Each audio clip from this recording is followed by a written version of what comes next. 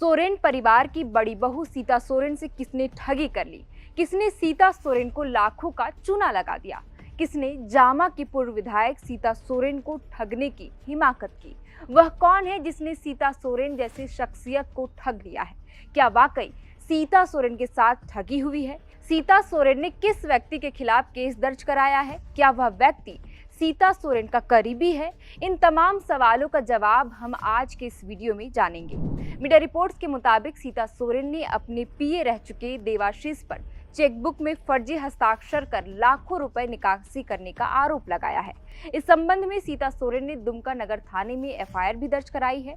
सीता सोरेन ने दुमका नगर थाना में जो आवेदन दिया है उसके मुताबिक साल 2024 के विधानसभा चुनाव में उन्होंने जामताड़ा विधानसभा से चुनाव लड़ा था। उन्होंने रांची के जगन्नाथपुर के रहने वाले देवाशीष मनोरंजन घोष को अपना पीए नियुक्त किया था। देवाशीष मनोरंजन घोष ही उनका कामकाज देखते थे। सीता सोरेन का कहना है कि विधानसभा चुनाव के दौरान देवाशीष घोष ही उनका कामकाज देखते थे। बकौल सीता सोरेन जब उन्होंने देवाशीष से चुनाव के बाद हिसाब मांगा तो उन्होंने कुछ दिनों में सारी रिपोर्ट सौंपने की बात कही, लेकिन काफी वक्त तक खर्चों का हिसाब नहीं दिया। सीता सोरेन का दावा है कि उन्होंने अपने स्तर से जांच की तो पता चला कि चुनाव खर्च के लिए पार्टी से जो रकम मिली थी उसमें भारी घोटाला हुआ है। सीता सोरेन का कहना है कि उन्होंने जब पीए देवाशीष घोष से चेकबुक मांगा तो उसने आनाकानी की और बाद में जब इसे सौंपा तो उसमें सीता सोरेन के फर्जी हस्ताक्षर थे। सीता सोरेन ने यह भी खुलासा किया कि उनके पीए के बैंक खाते में मामूली रकम थी, लेकिन चुनाव के दौरान इस खाते से बड़ी रकम का ट्रांजैक्शन हुआ। देवाशीष घोष ने पश्चिम बंगाल से एक गाड़ी भी खरीदी, साथ ही उसने सोने के जेवरात काफी मात्रा में भी खरीदे।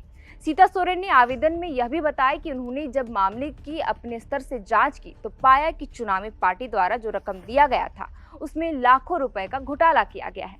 सीता सोरेन ने पुलिस से देवाशीष मनोज घोष पर कठोर कानूनी कार्रवाई करने को कहा है। बता दें कि इस मामले पर दुमका एसपी पीतांबर सिंह खेरवार ने एफआईआर दर्ज कर ली है। अब मामले की जांच कर आगे की कार्रवाई की जाएगी। बहरहाल ये कोई पहली दफा नहीं है जब सीता सोरेन ने अपने पीए रह चुके देवाशीष पर आरोप लगाया हो। इससे पहले भी सीता सोरेन और उनके पीए को लेकर मामला सामने आया था, जब उनके पीए ने उन पर पिस्तौल तान दी थी। गौरतलब है कि 7 मार्च को धनबाद जिले में एक शादी समारोह में शामिल होने पहुंची थी, जहां उनके पीए ने पिस्तौल तानकर जान से मारने की कोशिश की थी। हालांकि उस वक्त सीता सोरेन के सुरक्षा गार्ड ने देवाशीष को पकड़ लिया और पुलिस को बुलाया। पुलिस ने उस वक्त 2 पिस्तौल बरामद की थी और देवाशीष को गिरफ्तार कर लिया था। उस दौरान जांच में पता चला था कि चुनावी फंड को लेकर ही विवाद हुआ था, जिसके बाद ही उनके पीए ने उन पर पिस्तौल तान दी थी और एक बार फिर सीता सोरेन ने इसी मामले को लेकर देवाशीष पर चुनाव फंड पर घपला करने का आरोप लगाया है। गौरतलब है कि लोकसभा चुनाव से पहले मार्च 2024 में सीता सोरेन झारखंड मुक्ति मोर्चा से इस्तीफा देकर बीजेपी में शामिल हो गई थी।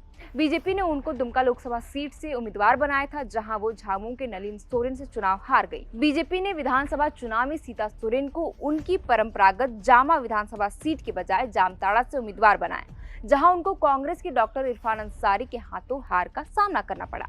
उस समय भी सीता सोरेन विवादों में आ गई थी, जब उन्होंने बीजेपी के शीर्ष नेतृत्व से लेकर स्थानीय नेताओं और कार्यकर्ताओं तक विश्वासघात का आरोप लगाया था।